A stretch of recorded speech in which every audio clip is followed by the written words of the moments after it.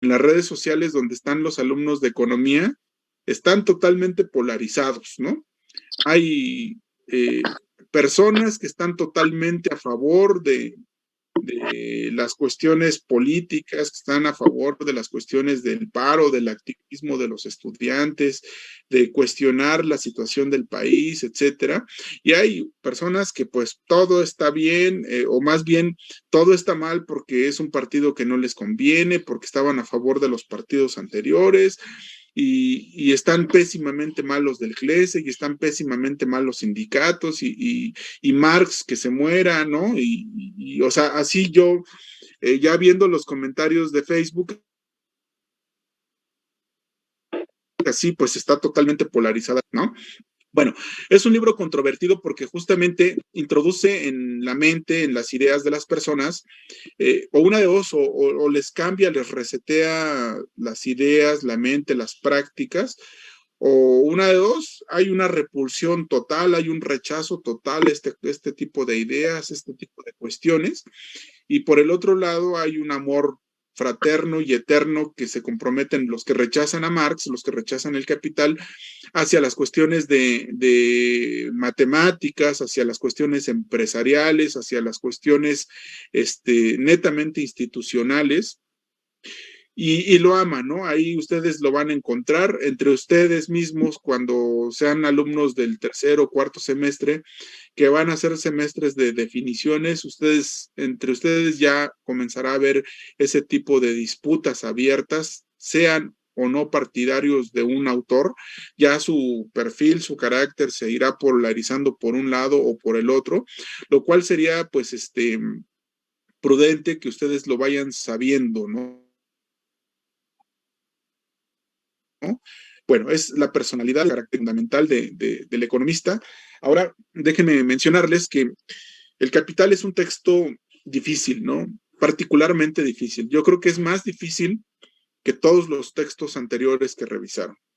Es un texto que no se aprende solamente por revisarlo o por darle una lectura, una pasadita y ya, ¿no? Es un texto que para que ustedes lo puedan entender necesitan darle varias leídas en diferentes tiempos, en diferentes momentos de su vida, para que vayan entendiendo la profundidad y la densidad del texto. Su servidor, y no me gusta mucho hablar de mi experiencia personal como de cómo me formé en este sentido, pero los primeros semestres, yo creo que como hasta por el quinto, sexto semestre, fue caótica mi formación en economía política marxista. Caótica porque yo no entendía ni papas, no entendía absolutamente nada, pero estaba bien aferrado, ¿no? O sea, yo aferrado en que quería entender, quería saber a qué se refería, quería saber de qué trataba el curso, de qué trataba el autor, ¿no?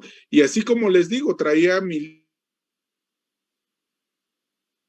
libro, iba en el metro y traía mi librito y me sentaba y empezaba a leerlo y a los 5 minutos me dormía, ¿no? Pero por lo menos tenía voluntad, ¿no? Andaba con mi libro para todos lados. Y así, ¿no? Iba a una reunión familiar y sacaba mi texto y después todo el mundo lo veía y como ya conocen el color y todo, me empezaban a cuestionar y decían, no andes leyendo esas cosas, ¿no? Te vas a poner de color rojo, ¿no? Y bueno, esas cosas, ¿no? Y bueno, pues yo andaba con mi librito para todos lados y fue yo creo como hasta el final de la carrera cuando comencé a sentir una necesidad más profunda de querer comprender esto y me metí en serio, me metí a cursos externos, yo fuera del Politécnico para tratar de comprender, me fui a la Facultad de Filosofía, estuve en la UAM, estuve en otras escuelas tratando de comprender así, yo busqué quiénes eran los mejores intérpretes de este texto, me fui a tomar clases con los mejores maestros de esa época, que era principios del 2000. Aparte, pues yo mismo hice el composición alemana, se publicó en Francia, se publicó con muchas vicisitudes, el texto trajo un montón de problemas de carácter político, un montón de problemas de carácter económico.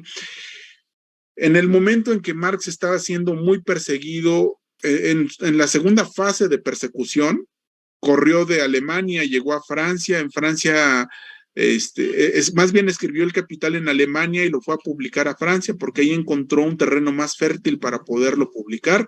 Y una vez que lo publica, viene una serie de linchamientos, ¿no? A su obra. El linchamiento es el rechazo, la omisión, ignorarlo totalmente, y ante la imposibilidad que encuentran pues los teóricos y los burgueses de la época de poder opacar un poquito la brillantez del texto de Marx, van a comenzar a criticarlo, ¿no?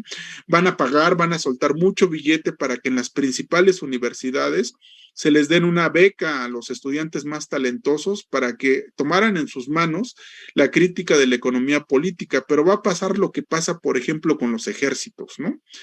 Cuando un ejército va a defender a su país, lo hace por amor a su patria, lo hace por defender a sus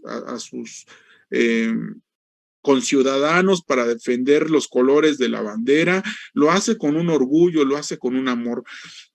Pero si algún país contrata soldados de otras partes del mundo para defender su país, no va a ser lo mismo.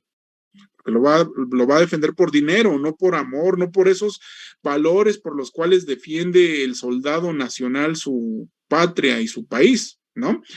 Lo mismo va a pasar en la academia. Los académicos de las diferentes universidades van a defender las ideas de los burgueses y van a criticar las ideas de Marx, no tanto porque estén convencidos de ellos, sino porque les están pagando, ¿no? Lo hacen por un sueldo. Lo van a hacer mal, es la temporada de la economía más lamentable que puede existir. Se le conoció como economía vulgar y de ahí se construyó toda la economía que hasta nuestros días predomina. Entonces, el capital desde un primer momento se tomó mal, o sea, se tomó como un problema que hay que tratar, se intentó criticar. De las cuestiones que se trató de criticar, habíamos dicho, fue el método. Una de las cosas más cuestionables del tema de Marx va a ser el método. ¿Qué método plantea Marx? Nadie lo comprendía, nadie entendía de qué estaba hablando Marx. Nadie entendía porque, así como a ustedes les pasó en esta primera lectura, que están leyendo y dicen, ¿qué dice este güey? O sea, ¿a qué se refiere con esto? De pronto da unos brincos o unas maromas, unas piruetas ahí en la escritura que uno dice, a ver, ¿en qué momento me perdí? ¿No? Bueno, eso se debe al método que está siendo empleado en la exposición de los temas, ¿no? Y ya habíamos dicho nosotros que Marx va a emplear el método de exposición dialéctico, particularmente en los primeros capítulos del Capital, es donde vamos a encontrar las principales dificultades para entender, ¿no? Y Marx lo dice explícitamente. En estos capítulos es donde yo coqueteo principalmente con aquel gran pensador que es Hegel. Es decir, hay un sello importante de filosofía en los primeros capítulos, que la filosofía no es una cosa que nosotros agarremos y nos pongamos a leer y ya la entendimos. La filosofía se necesita preparación previa para que podamos entenderla, ¿no? Entonces, la razón por la cual nosotros no entendemos el Capital de momento, así en su primer intento por comprender, es porque hay un método diferente a lo que nosotros hemos leído, porque hay, porque hay una forma de pensar, una forma de plantear las cosas diferente, porque hay incluso otro tipo de ciencia que está detrás de lo que nos está planteando Marx. Entonces, ese tipo de ciencia pues tiene mucho que ver con la filosofía, y es ahí donde pues nosotros no tenemos bases, es ahí donde nosotros no tenemos con qué penetrar ese conocimiento, esos argumentos que nos está dando, y es importante que lo digamos porque pues esa es la razón por la cual ustedes no entienden, ¿no? Bueno, por eso les digo, si no entendieron, a mí me parece perfecto que no hayan entendido, ¿no? Si alguien entendió, pues de una vez que lo diga. Yo sí entendí y yo quiero exponer de qué trató toda la primera parte de la lectura, y yo te voy a decir de qué trata. ¿Alguien de ustedes, ahora sí venimos con las preguntas, ¿alguien de ustedes entendió de qué trata la primera parte del texto?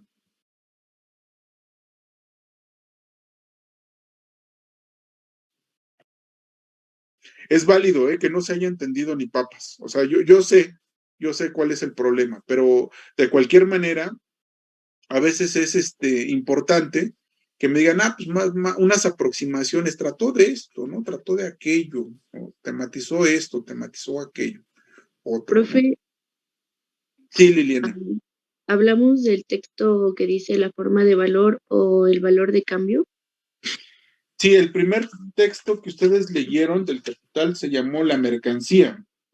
Ah, Se llamó sección primera, mercancía y dinero. Capítulo 1, la mercancía. Los dos factores de la mercancía, valor de uso y valor. Para Bueno, empezar. como primera parte tenemos a la mercancía, que analiza la parte de la mercancía y cómo ésta se involucra con las necesidades que tiene el humano. Bueno, es lo único que entendí, la verdad es que no lo comprendí, pero sí lo leí. Ok, yo recuerdo, habla de la mercancía. Bien. Liliana.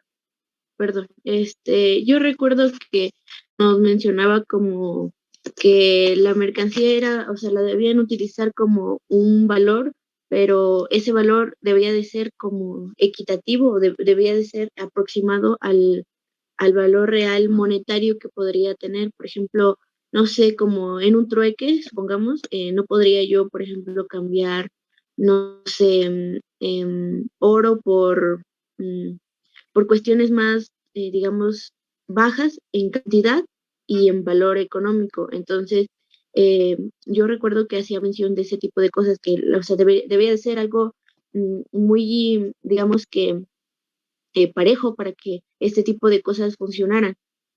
Además, también nos mencionaba, creo que, digamos que aparece como el valor económico o ya ahí el valor monetario cuantificable que ya se venía manejando en ese tiempo.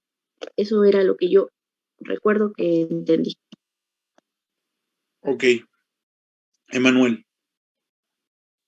Sí, profe, bueno, yo lo que entendí fueron diferentes tipos de premisas. La primera fue que el valor determina su utilidad. Escucho, voy por mi y es café. puesto por el ser humano. En ello explicaba que el valor de un objeto o un servicio era determinado por el ser humano. En un principio, independientemente de su valor o de su construcción y cuánto llevara para conseguir el producto. Después, que el ser humano asigna su valor de forma abstracta y pone diferentes tipos de ejemplos, entre ellos el oro, que sí era complicado obtenerlo como un ejemplo, pero no era algo que cubría una necesidad meramente necesaria. Cubría una necesidad como todo, pero al cubrir diferentes tipos de necesidades adquiría un valor diferente. Después viene que el trabajo para realizar un producto determina su valor. Quiere decir que entre más trabajo cueste realizar un producto, más va a valer. Posterior a ello, la lectura sigue y dice que se estandariza el valor del trabajo y el valor del producto. ¿Qué quiere decir? Que va a realizar y va a costar el mismo esfuerzo realizar cierto producto independientemente de las cualidades propias de cada uno. Aquí hay una cita que la voy a leer tal cual. Dice, es solo la cantidad de trabajo socialmente necesario, pues el tiempo de trabajo socialmente necesario para la producción de un valor de uso, lo que determina su magnitud de valor. Bien melosa mi taza. Es el mismo ser humano es el que le agrega el valor a la...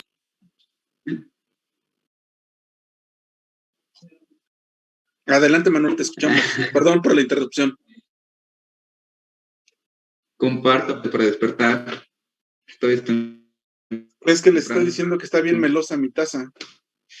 Bueno, y eso fue lo que entendí de la lectura y las premisas que se fueron desarrollando.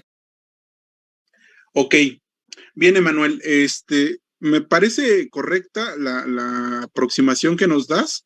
Efectivamente nos habla de algunas cosas que ustedes están mencionando, de la mercancía, del valor, del trabajo, que son categorías que va a empezar a encadenar Marx para explicar la situación, ¿no? De momento hay que mencionar cuáles son las categorías de la economía política que va a tematizar Marx. Acuérdense, uno de los métodos de trabajo de Marx tiene que ver con la enunciación de las categorías que explican la realidad que va a tematizar, ¿no? Acuérdense que en los manuscritos habló de salario, renta de la tierra y beneficio del capital y eran las categorías con las cuales le permitía penetrar la realidad. En la contribución a la crítica de la economía política las extendía y decía que había comercio internacional, mercado mundial, etcétera, ¿no? Aparte de las que ya habíamos mencionado. Aquí Marx va a comenzar con otras categorías. Esas categorías tienen que ver, una de ellas, la mercancía, es la primera categoría. De hecho, hay dos categorías que va a tematizar en la primera sección, mercancía y dinero, ¿no? Con el dinero no nos metemos ahorita, ¿no? Solamente vamos a hablar de la mercancía durante todo el capítulo 1, durante el capítulo 2, vamos a hablar de la mercancía, y será hasta el capítulo 3 donde vamos a mencionar ya la categoría dinero. Perdón, pero son las únicas categorías que menciona Marx. No, va a mencionar de manera complementaria algunas categorías como son el valor. Esa es otra categoría importante. Es más, el valor será la categoría más importante a discutir en este curso, en esta primera parte, ¿no? Y el trabajo. Emanuel, ¿quieres participar nuevamente o era tu participación anterior?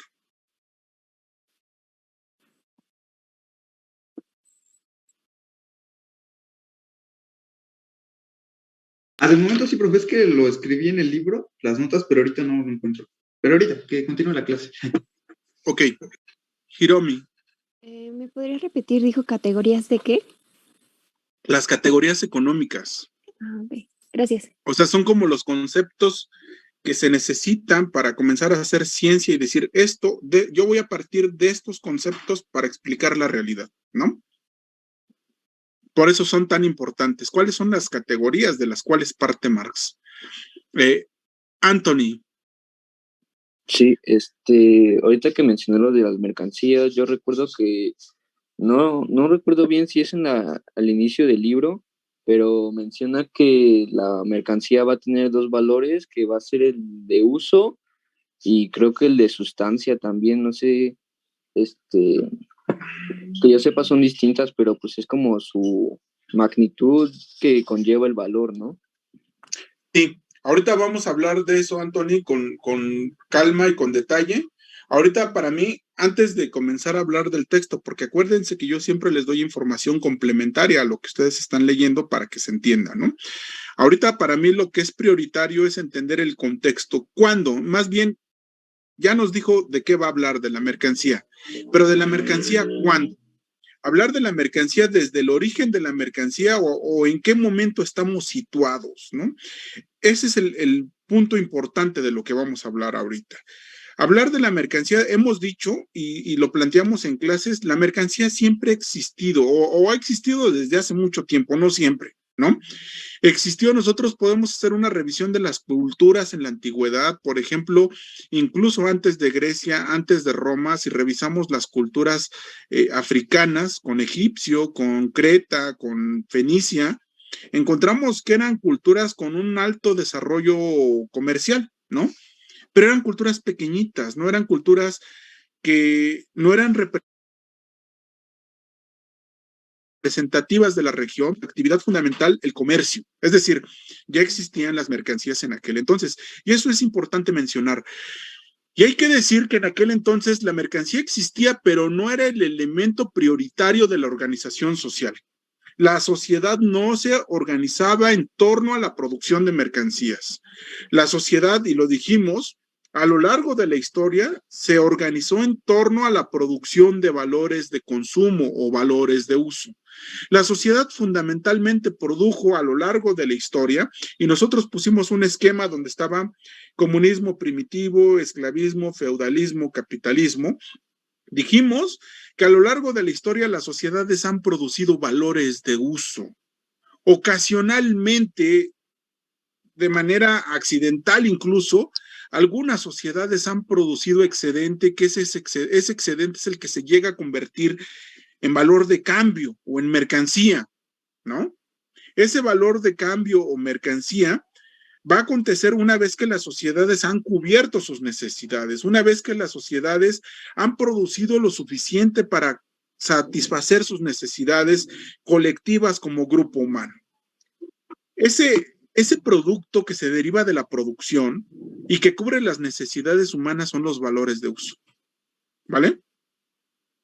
Es decir, las sociedades antes del capitalismo, del siglo XVI, de antes del siglo XVI, son sociedades que se basaron y se volcaron a la producción de valores de uso. Estaba en el núcleo de su preocupación de la producción, producir objetos para satisfacer sus necesidades. El núcleo de su preocupación, no morirse de hambre, no dejar que las inclemencias del tiempo y de la naturaleza los matara, los ahorcara de hambre, de frío, que los ahorcara de cualquier necesidad fundamental que pudieran ellos cubrir y que no cubrían por la falta de la producción. Es decir, su preocupación era la vida, su preocupación era la reproducción vital de la comunidad, era la reproducción de la vida de los miembros de la sociedad.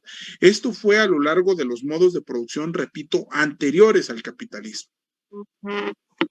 Y ocasionalmente, ¿quieres comentar algo, Sergio? No. Ok. Ocasionalmente, repito, las comunidades llegaban a tener un conocimiento mayor de la tierra, llegaban a tener un conocimiento mayor de las prácticas de producción, del dominio del campo, del dominio de los animales, y eventualmente había excedente. Ese excedente les servía para el intercambio. El intercambio acontecía de manera efímera, no era una constante, no era una situación que planearan, no era una situación que fuera parte de su proyecto de vida, que dijeran, bueno, vamos a producir un montón para poder tener excedente y poderlo cambiar. No se podía, porque también las condiciones técnicas no eran las suficientes para manejar y para transformar la tierra y para conocerse a sí mismo y para conocer todas las herramientas y para conocer todas las prácticas posibles para producir más. No era posible, ¿no? Y no era posible todavía hasta la Edad Media, hasta el feudalismo, no era posible que eso fuera así, ¿no? O sea, el ser humano siempre ha tenido una pelea constante con la naturaleza por dominarla, por controlarla, por tener bajo su control la producción, es decir, para poder manipular la mayor o la menor cantidad de productos que se puedan obtener de ella. Esto era básicamente el gran proyecto de la humanidad. Una gran aspiración que tenía la humanidad desde sus orígenes ha sido la posibilidad de producir en mayor cantidad de lo que se consume. Esta era una aspiración que tuvieron desde los griegos, que tuvieron desde los romanos, incluso Aristóteles por ahí tiene una frase en la política que dice, ojalá existiera, decía Aristóteles, existiera un autómata que reemplazara al ser humano de sus funciones o que pudiera combinar sus funciones con el ser humano para que el ser humano llevara una vida más tranquila, para que el ser humano pudiera dedicarle más tiempo al disfrute, a la convivencia y no a la producción. Las sociedades antes del capitalismo, dado el atraso del desarrollo del trabajo, de la tecnología, estaban encadenadas a la producción. La vida ha estado siempre encadenado a los tiempos de la producción. ¿Me explico, jóvenes? Sí. Bueno, ahorita no tengo el esquema aquí, el recorrido histórico, pero ustedes ya lo saben porque lo vimos muchas veces en clase.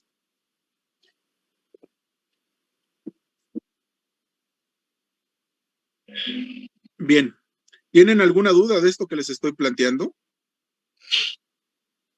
Bien, llega entonces una sociedad nueva y de eso va a tratar el texto, ¿no? Una sociedad nueva. ¿Alguien quiere comentar algo? Por ahí veo un micrófono como... Ok. Ángel.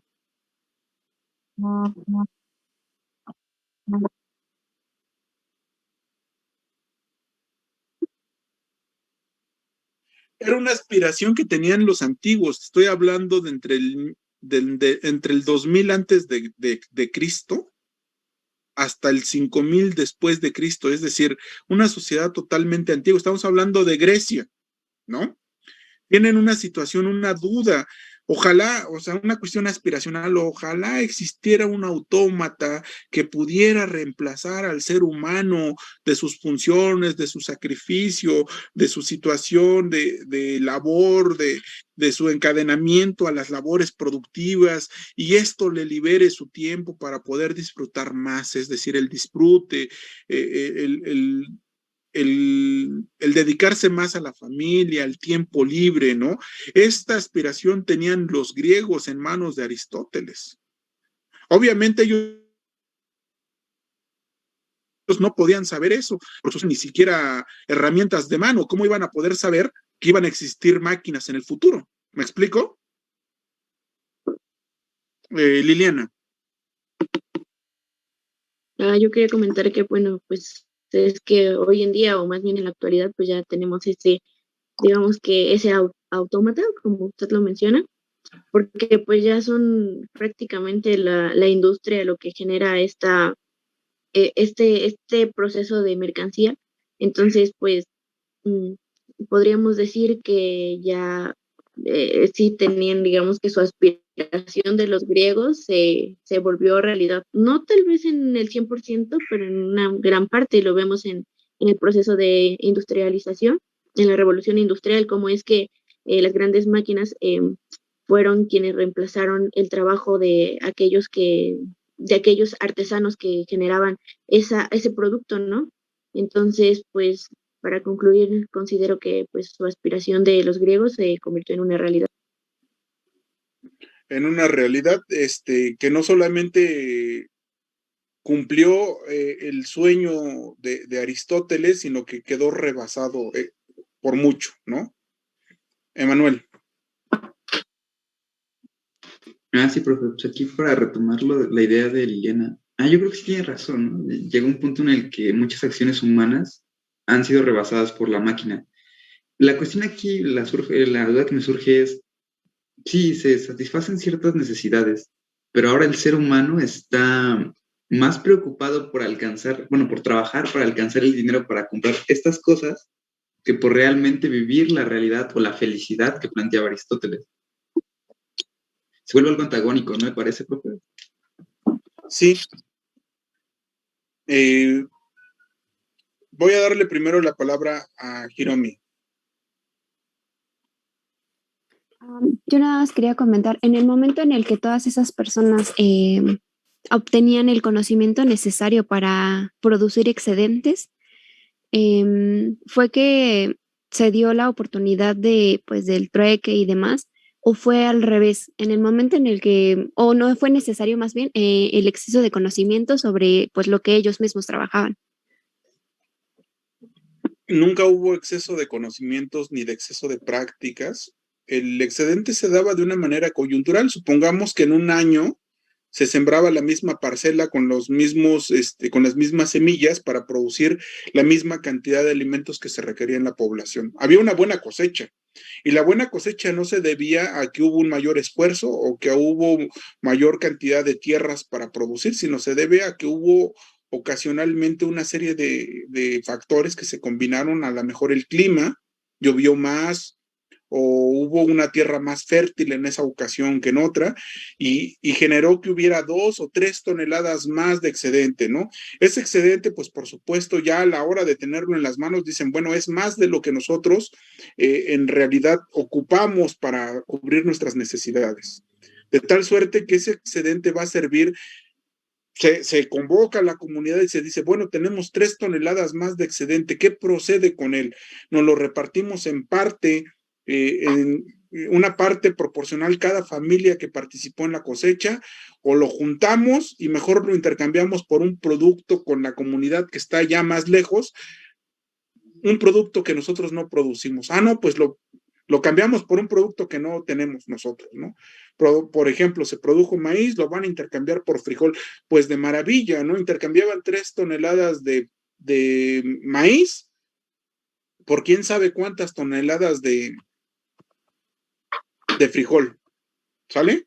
Entonces, así ocasionalmente, de manera eventual, acontecía el cambio de una manera fortuita. O sea, ni siquiera era una intención el hecho de producir para intercambiar. El intercambio surgía en la medida en que hubiera excedente y el excedente no se planificaba. No había sociedades que estaban volcadas en su cabeza en la producción de excedente. Y a eso justamente vamos. La única sociedad que va a producir excedente, la única sociedad que va a producir mercancías intencionalmente, porque una cosa es producir valores de uso y otra cosa es producir mercancías.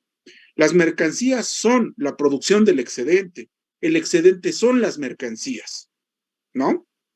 Es decir, son los objetos que eran para el uso, que ya no son para el uso, que sí sirven para usarse, pero que se intercambian, ¿no? Son cosas que se produjeron con la intención de usarse, de consumirse, pero como exceden las necesidades, pues entonces se intercambian. Entonces, ese excedente que era de uso se convierte en mercancía, se convierte en valor de cambio, por lo tanto, mercancía. ¿Me explico? El excedente no es planificado, el excedente no es intencional. Históricamente el excedente no fue un resultado que las comunidades hayan dicho, bueno, yo quiero tener ahora 10 toneladas o 20 toneladas o 50 toneladas de excedente. No era posible porque las sociedades no tenían ni los conocimientos ni las herramientas para poder hacer eso. ¿Me explico? Fernanda. Había comentado sobre la única sociedad que produce excedente. ¿Cuál era esa sociedad? La única sociedad que produce excedente es la sociedad capitalista. Ok. Se nos va a cortar, ¿nos conectamos otro fragmento o ya no? Como ustedes me digan.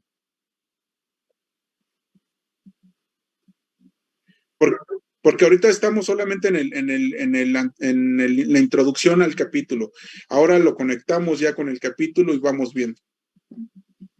Bueno, entonces cuando se acabe nos conectamos aquí mismo, ¿vale?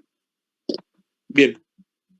Entonces, la única sociedad que sí va a producir excedente intencionalmente, la única sociedad que sí va a producir valor de cambio o mercancías intencionalmente, la única sociedad, y lo estoy diciendo de todas sus formas posibles, la única sociedad que ya no va a producir valor de uso o que renuncia a la producción de valor de uso para producir en su lugar mercancías, va a ser la sociedad capitalista.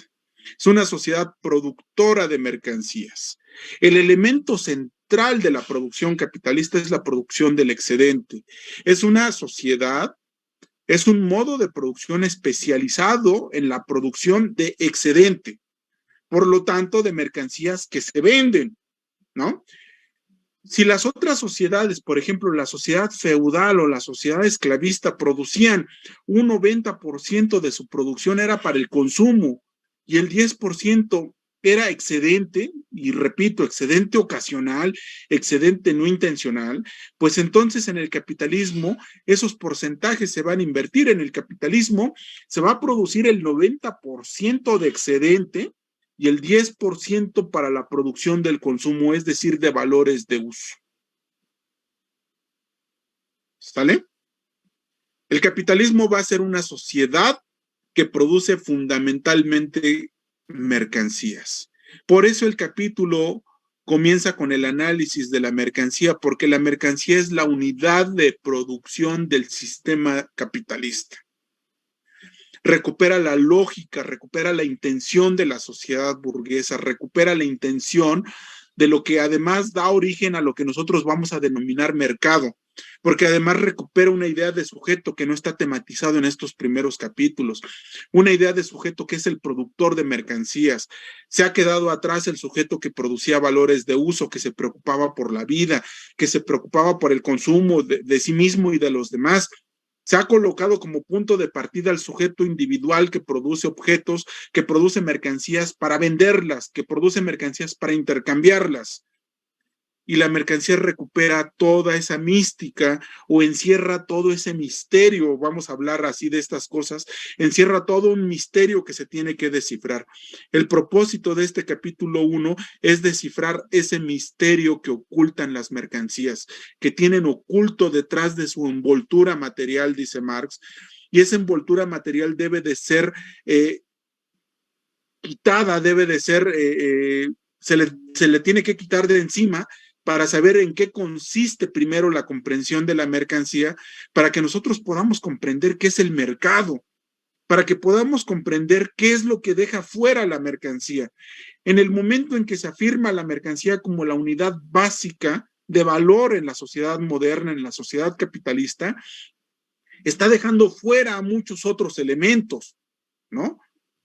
Lo drástico, lo dramático de la exposición que nosotros vamos a exponer en este momento y en adelante tiene que ver con lo que no se menciona en el capital. O sea, el capital menciona la mercancía y nos dice cómo está compuesta y cómo se relaciona y cómo funciona y cuál es la estructura de la mercancía, etcétera. Nos está hablando de la mercancía.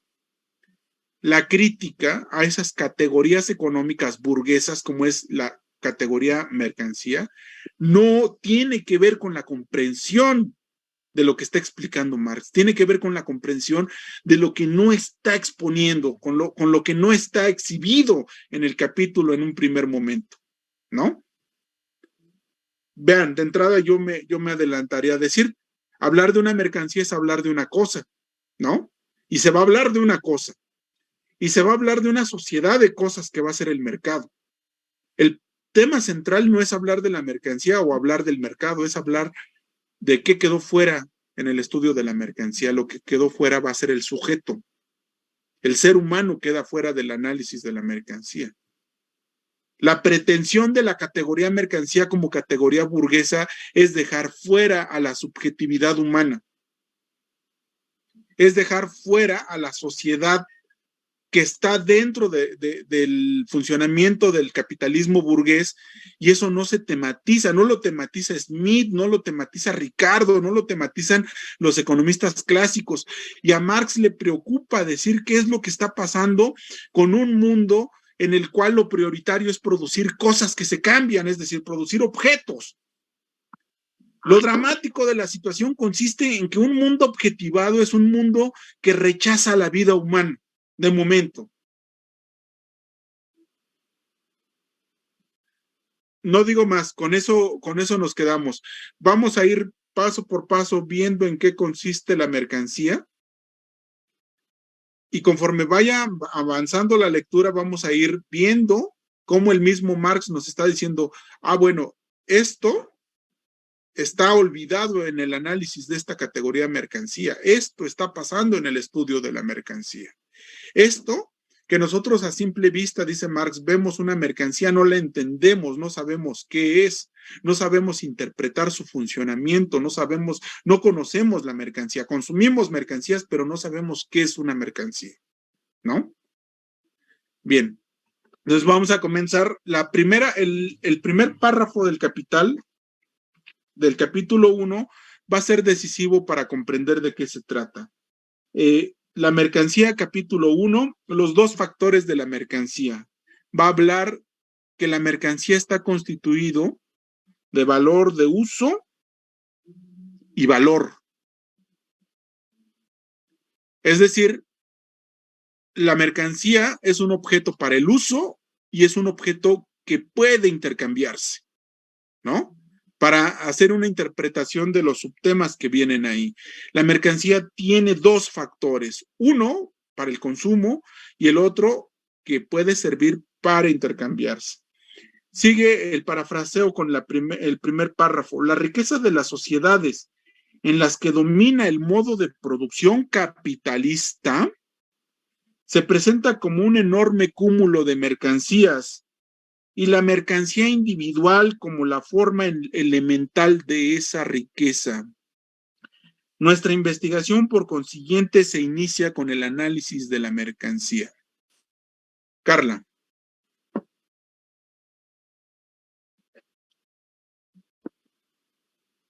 Carla. Perdón, profe, se me levantó la mano por accidente. Ok.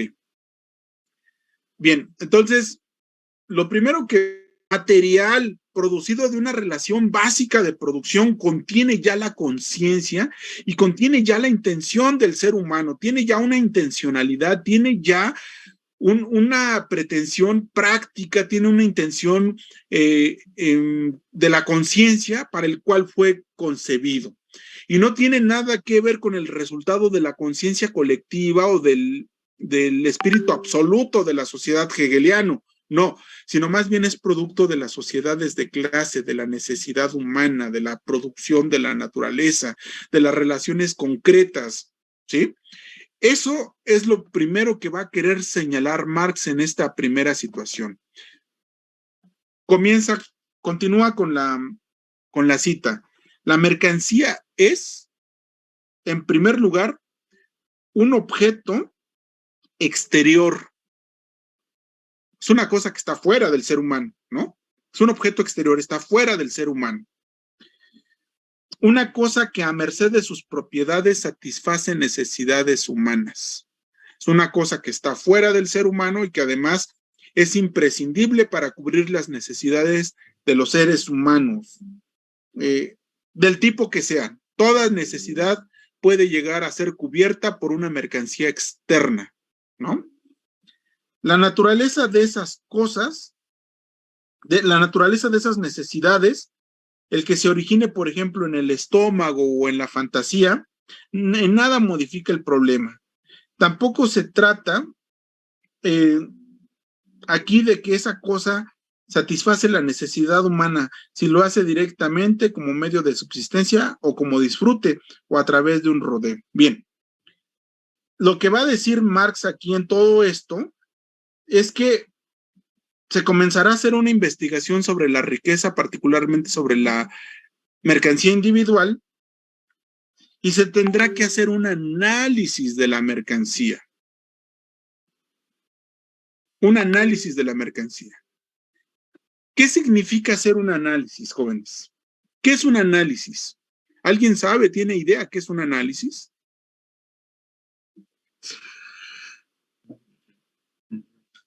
Yo considero que es una indagación profunda de orígenes de algo. Una indagación profunda. Bien, ¿alguien sabe puntualmente qué es un análisis? Alex. Bueno, pues yo tengo entendido que es como un tipo, realizar como un examen detallado de un objeto o cualquier cosa para así poder conocer como sus características, sus cualidades, cómo está compuesto, y de esta manera pues lograr como extraer las conclusiones para poder realizar ya una opinión o un criterio más certero. Ok, Alex, muy bien. El análisis es la descomposición de la totalidad del fenómeno a estudiar en cada una de sus partes.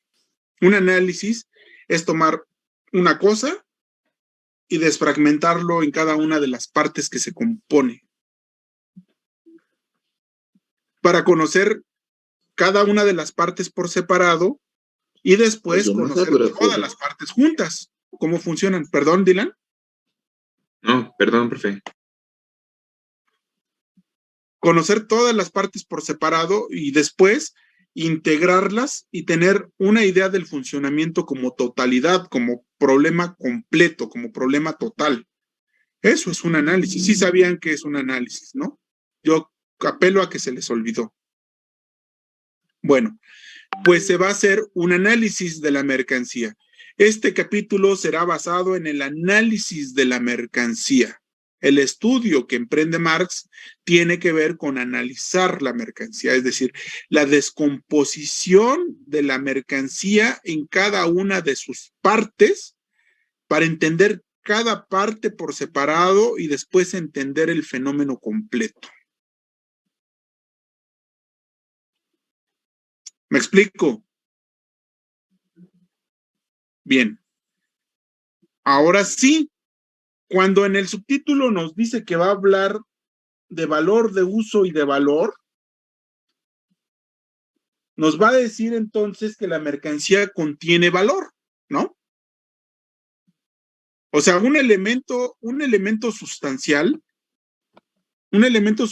del análisis tiene que ver con evidenciar cuáles son esas partes, que sin importar la forma, el tamaño, el color, la textura de la mercancía, toda mercancía pueda tener, porque no es lo mismo hablar de una mercancía como un caballo o hablar de una mercancía como una cajetilla de cigarros o hablar de una mercancía como un tractor o hablar de diferentes tipos de mercancías y decir, ¿cómo es posible que todas las mercancías tengan o estén compuestas de lo mismo? Bueno, sí, este análisis de Marx quiere demostrar que todas las mercancías contienen los mismos elementos, pero que conste que nosotros dijimos y advertimos que el análisis de Marx no es un análisis empírico, no es un análisis o no es un conocimiento que se adquiere a través de los sentidos, porque si fuera ese el conocimiento que está emprendiendo Marx en este momento, entonces diría, bueno, pues esta mercancía es como de barro con terminación brillosa, etcétera, lo que ustedes quieran, y entonces las características ya no van a coincidir con las características de cualquier otra mercancía, porque van a ser totalmente diferentes.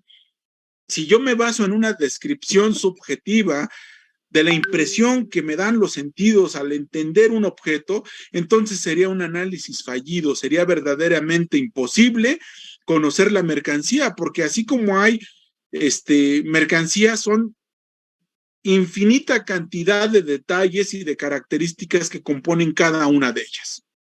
Estarán de acuerdo que sería imposible conocer las mercancías así, ¿no? No se podrían conocer. Por lo tanto, el propósito de Marx es extraer mediante un ejercicio de la razón que se llama abstracción, ¿cuáles son los elementos en común que tienen todas las mercancías? Sin importar que sea un ser humano, sin importar que sea un árbol, sin importar que sea un producto del trabajo perfectamente definido. Anthony. Esto sería la necesidad, ¿no? Así en común, que sería la necesidad por la cual la requiere, por así decirlo, el sujeto, ¿no?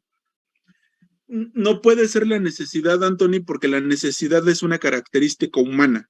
Y acuérdense que la mercancía es un objeto exterior al ser humano. No puede tener como característica una necesidad humana, porque esa es una característica externa de las mercancías. ¿Me explico? Sí. Bien, por ahí levantaron varias manos y se acobardaron y las bajaron. Hablen ahora o callen para siempre, adelante. Tal vez lo que tengan en común sería que todo tiene un valor, o sea, independientemente de lo que sea, forma que sea, color que sea, tiene un valor. Sí, esa sería una característica para iniciar. Todas las mercancías, sin importar cualquier mercancía que sea, todas las mercancías valen. Todas contienen valor. Todas. ¿Y qué es lo que vale? Bueno, ahorita avanzamos con esa otra pregunta. Es decir, una primera característica es que tienen valor. ¿Qué significa que tienen valor? Significa que no importa para qué persona sea, esa mercancía va a tener el mismo valor. Por ejemplo, no voy a poner ejemplos de comida porque es un horario en el que ya les están chillando las tripas, ¿no? Supongamos que vamos a poner una herramienta de trabajo, un desarmador, ¿no? Un desarmador es útil para cualquiera y tiene la misma utilidad, ¿no? Es decir, es una mercancía que tiene una utilidad o es un bien útil, es un objeto útil que tiene la misma utilidad para los otros, es decir, tiene un valor de uso, ¿cierto? Tiene una utilidad y todos lo reconocen. Si ustedes compraran un desarmador, sería porque lo necesitan, ¿no? Porque es un objeto útil, ¿cierto? Decía por ahí Anthony, es que tenemos la necesidad, no. Lo inverso en la mercancía es que es un objeto útil, ¿no? En la mercancía es que es útil y nosotros tenemos esa necesidad. La relación entre el ser humano y el objeto útil es que se junta la necesidad con la utilidad del objeto, ¿sí? Con la característica de ser útil del objeto. Emanuel.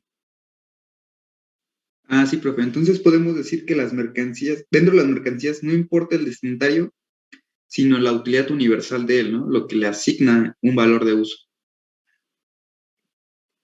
Lo que importa es que es un valor y como valor es un objeto útil. Es decir, es valor porque es útil para los demás, ¿no? Yo, por ejemplo, cuando era niño yo no tenía bicicleta y casi nadie tenía bicicleta ahí en el barrio donde vivía, pues todos estábamos bien jodidos, ¿no? Y había un chico que estaba mejor favorecido, que tenía una bicicletita y todos los niños íbamos a tocarle a cualquier hora del día para que nos prestara su bicicleta, para ir a las tortillas, para ir al mandado que nos enviaban. Entonces su bicicleta era un objeto, era un bien útil, ¿no? ¿Por qué razón? Porque nosotros no dudábamos que ese objeto tenía una utilidad para nosotros, ¿no? Era un objeto que podía servir para cualquiera de nosotros, para cualquiera, ¿no? Liliana. Profe, entonces podemos concluir que el valor depende de la utilidad de uso que tiene la mercancía, o cómo, o cómo establecemos cada valor de cada mercancía o de la mercancía. Ok, lo primero que estamos diciendo, yo les daría una definición de valor y todo eso, pero no es el momento, ¿no? Vamos a dejar que el propio Marx nos diga. El tema con el valor es que todo objeto que se intercambia o puede ser intercambiado es un objeto que tiene valor. Es una reflexión, es un razonamiento. Si es un objeto que se va a intercambiar, es un objeto que tiene valor. ¿Se puede intercambiar un objeto que no tiene valor? De ninguna manera. ¿Quién va a reconocer el valor en ese objeto?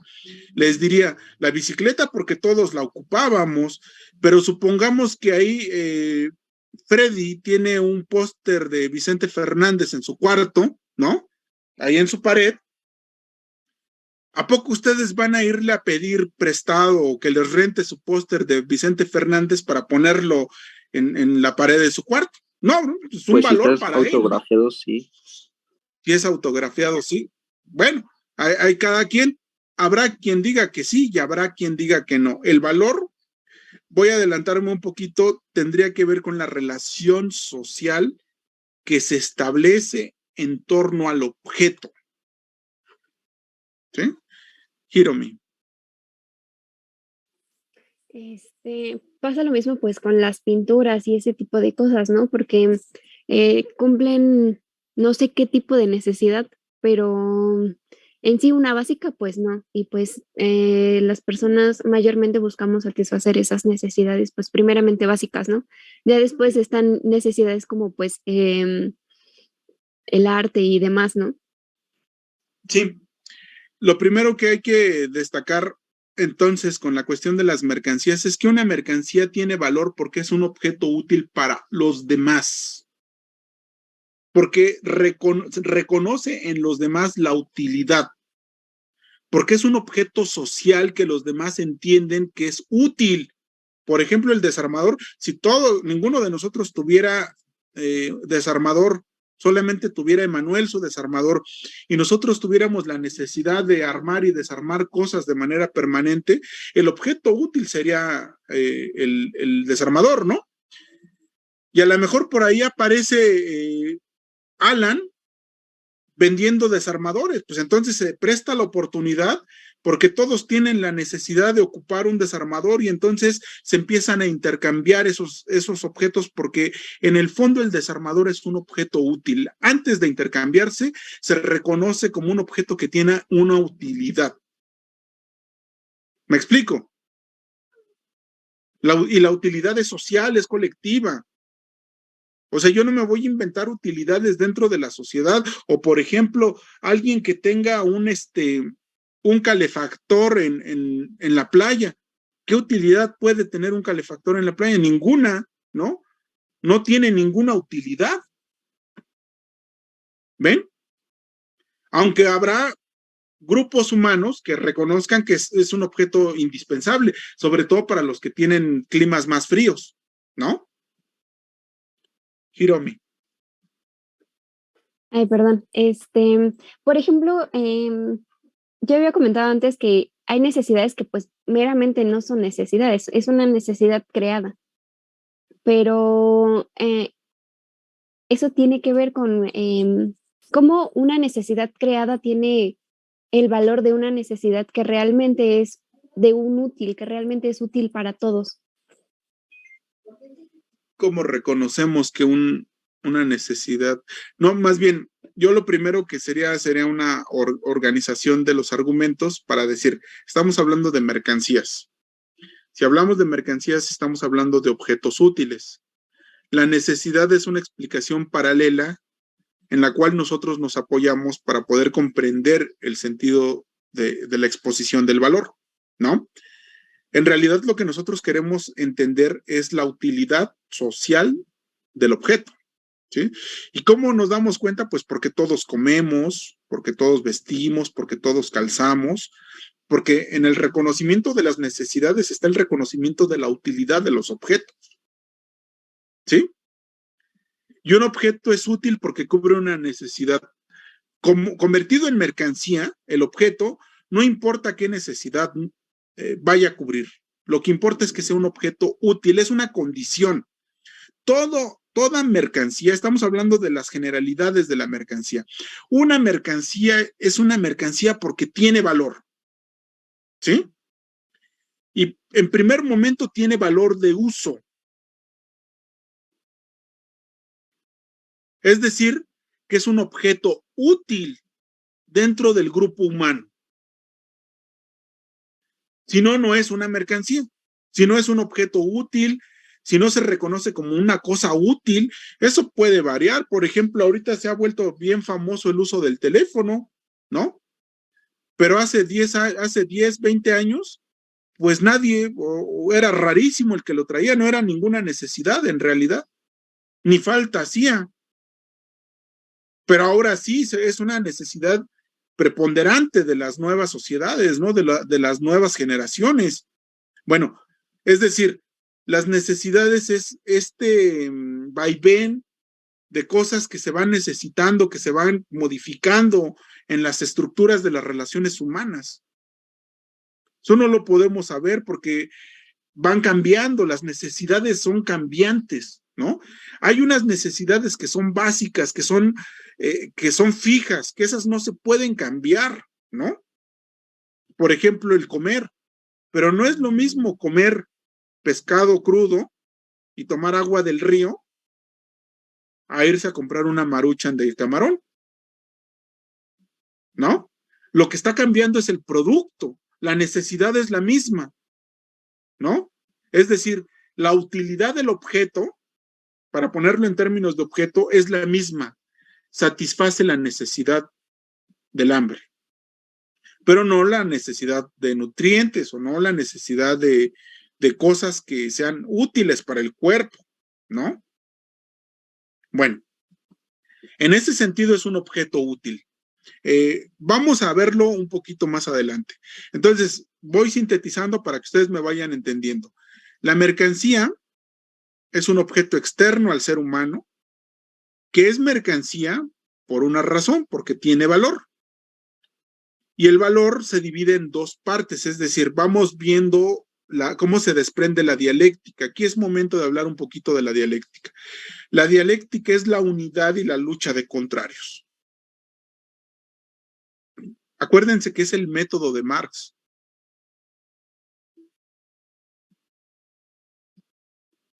Está presente. ¿Lucha qué, perdón? De la dialéctica en este sentido. ¿Otra vez? Sí, por favor. Repito, la dialéctica es el método de Marx que significa la unidad y lucha de contrarios. En el análisis de la totalidad, que es la totalidad de la mercancía, encontramos dos facetas en el estudio de la mercancía que son contradictorias: el valor de uso y el valor de cambio.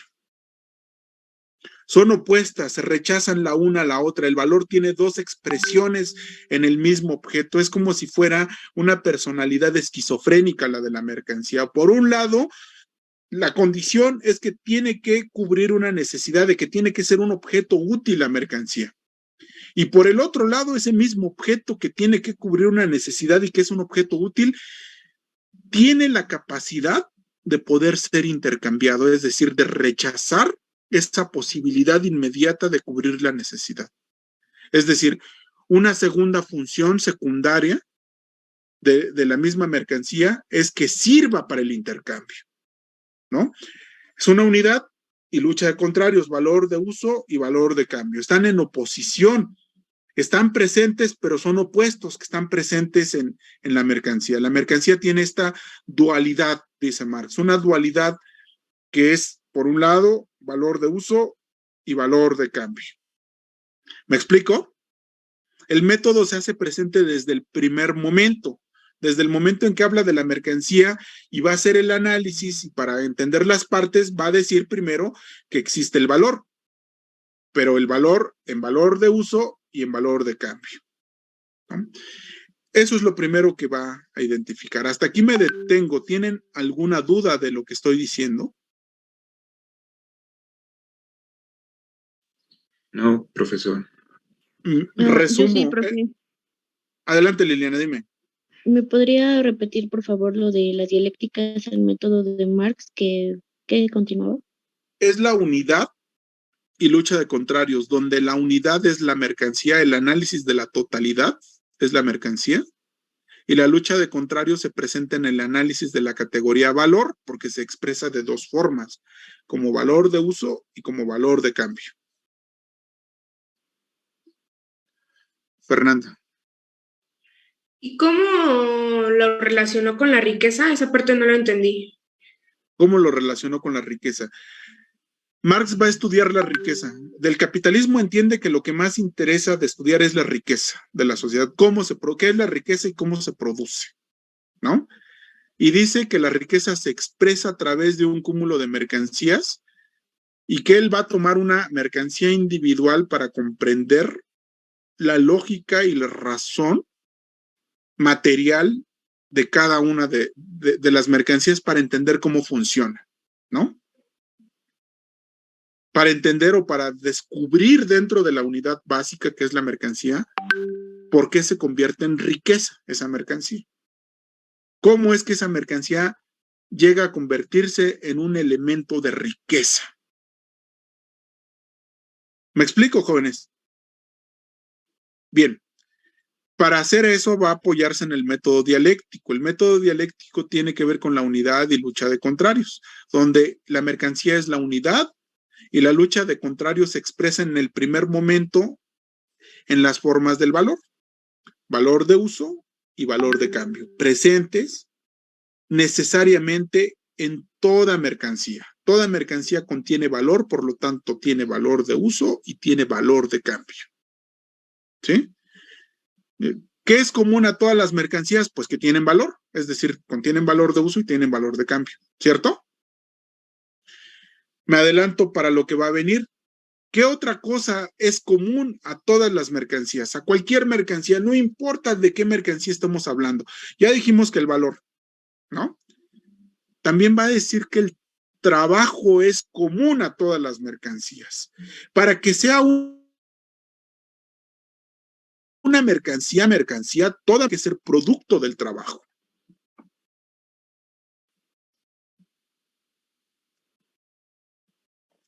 Y también va a partir del análisis dialéctico del trabajo. Va a decir que el trabajo se va a expresar de una forma contradictoria como trabajo concreto y como trabajo abstracto.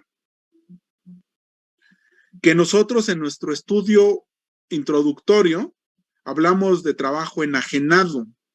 Sería lo mismo trabajo abstracto y trabajo enajenado.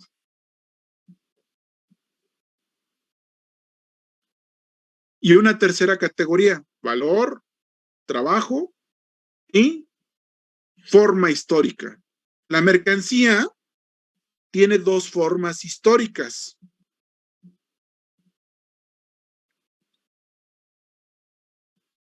tiene una que se afirma y una que se rechaza. Una se llama forma natural y la otra se llama forma de valor, que es la forma propiamente capitalista. Una mercancía, toda mercancía contiene estos tres elementos. Tiene forma histórica, tiene trabajo y tiene valor. Esos elementos la hacen común a cualquier otra mercancía.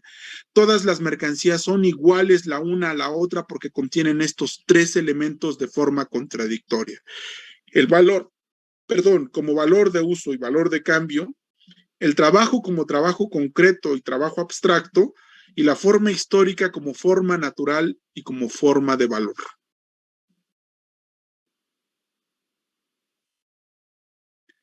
¿Me explico? Bueno. Disculpe, ¿podría repetir las tres formas que tiene la mercancía? Forma histórica y cuál más, perdón. La forma histórica, dije el valor, el trabajo y la forma histórica. ¿Quieres que repita la forma histórica? No, así está bien, sí lo entendí. Muchas gracias.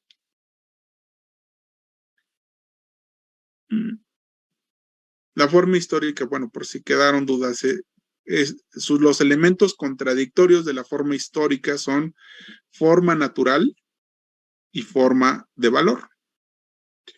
Bien, solamente para concluir el día de hoy la sesión, les voy a mostrar cómo se vería esquemáticamente esa expresión. Aguántenme. ¿Cómo se ve o cómo se caracteriza ese esquema?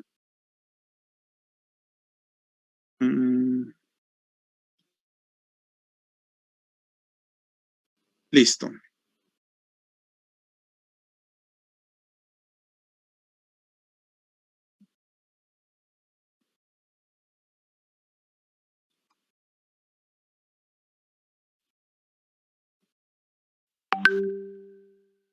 A ver.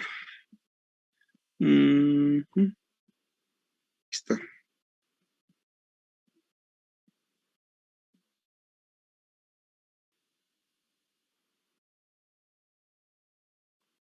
Aquí está. Ok. Es que se me minimizó la pantalla y no encontraba la de la clase. Ahí ven, ¿verdad? Ok. Aquí está. Esta es la expresión que nos está hablando Marx. Yo pongo que la mercancía es cuadrada solamente como fines para tratar de recrear de forma visual cómo sería una mercancía. Una mercancía o el análisis de la mercancía representa un análisis doblemente contradictorio en su interior a partir de la expresión del valor como valor de uso y valor de cargo. Lo pueden ver. Y una contradicción entre el trabajo, que es el trabajo concreto o útil, y el trabajo abstracto. Y dos formas históricas que están representadas en las dos columnas como forma natural y forma de valor.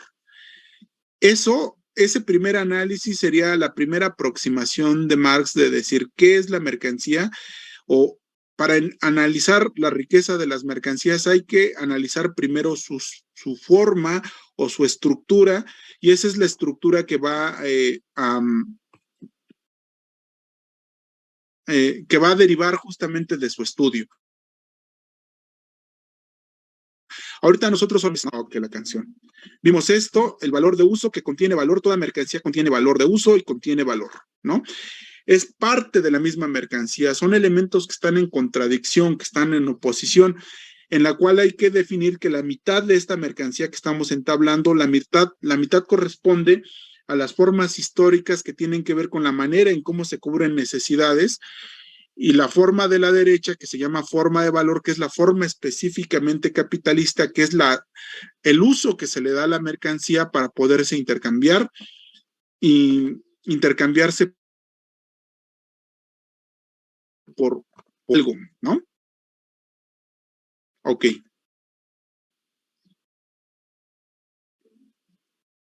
Esta cosa.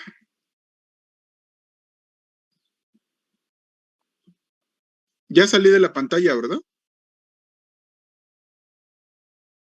¿Les sigo compartiendo? Sí, profe, Sí, sí, nos está compartiendo. Ok, ya está. Ya después de algunos meses ya se me olvidó cómo funciona. Pues esto, en términos generales, esto es lo que nos está exponiendo Marx. Ahorita ustedes no van a entender por qué fregados lo está diciendo, por qué está organizando las cosas de esa manera, o a dónde apunta su análisis, ¿no? Ahorita de momento lo primero que hay que entender es que va a ser un análisis de la mercancía y que de ese análisis de la mercancía se desprende esta figura que yo quisiera impregnar en sus cabezas, que se la aprendan de memoria, de decir, bueno, una mercancía, inmediatamente me aparece el cuadrote grandote con las dos formas natural y forma de valor, y cada forma contiene trabajo concreto y valor de uso, y por el otro lado tenemos trabajo abstracto y valor de cambio, ¿no? Esto sería una mercancía, diría Marx, una mercancía es esto. Toda mercancía, no importa que sea esto un caballo, sea una cobija, o que sea un tractor, o que sea un camión, o que sea un lápiz, o lo que tenga que ser, toda mercancía tiene esa estructura, tiene esa forma, tiene esa expresión, ¿no? Son todos los elementos de la mercancía. ¿Me explico? Bien, entonces, para darle continuidad, si no tienen inconveniente, nos veríamos el viernes a la misma hora. ¿Sí? Sin tema. Mi sugerencia sería, para que esto ustedes lo vayan entendiendo, que habla de otras cosas, que vamos a mencionar. Ahorita yo solamente quiero expresarles la forma o la estructura más general de la exposición de Marx para que vean de qué trata, para que no se pierdan, es como una guía, ¿no?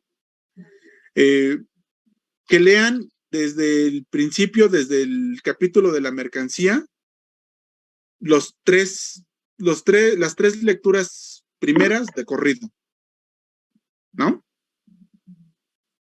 Si pueden, porque yo sé que es mucho, pero si pueden, por lo menos las primeras dos, léanlas de corrido.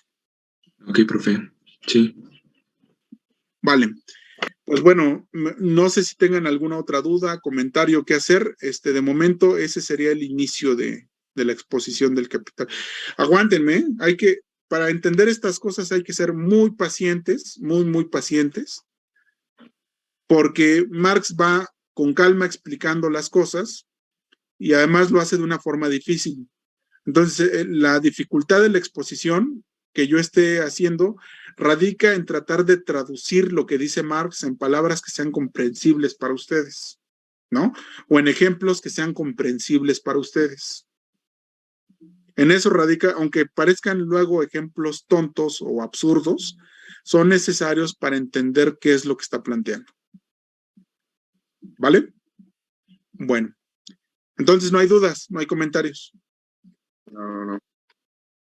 No. Yo sí tengo una. Adelante. ¿El trabajo concreto lo dijo como trabajo enajenado? El trabajo abstracto. Ah, ok. Ya nada más era eso. Sí. Gracias. Y Daniela nos estuvo presumiendo a su gato y ya mejor lo dejó ir porque pues el gato no recibió la atención merecida. Es que me están molestando porque mi gato no deja de molestar a mi mamá y a mi familia. Entonces querían que lo cuidara, pero no puedo.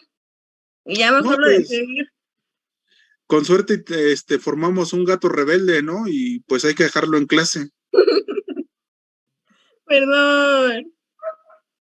Está bonito, ¿no, el gato? Sí, pero es bien grosero. Bien grosero, hace señas obscenas. Sí. Hace señas Sí, obscenas. lo vimos que estaba levantando así la garrita, así como. Sí, profe, pero o cuido a mi gato en casa o presta atención en clase y ya mejor lo dejé que se fuera. A ver al rato dónde lo encuentro en la calle. Bueno, pues corra a buscarlo porque si no, Ahorita primero desayuno. Tengo hambre. Eso es amor a la mascota. definitivamente. Antes de empezar la clase, por eso me demoré, porque yo en la mañana subo a mis perritos a la azotea y ahorita fui por ellos, les fui a limpiar antes de comenzar la clase y a darles de comer porque ellos desayunan primero que yo. Bueno, que la paz esté con ustedes, nos vemos el viernes. Misma hora. Nos vemos. Cuídense. Bye.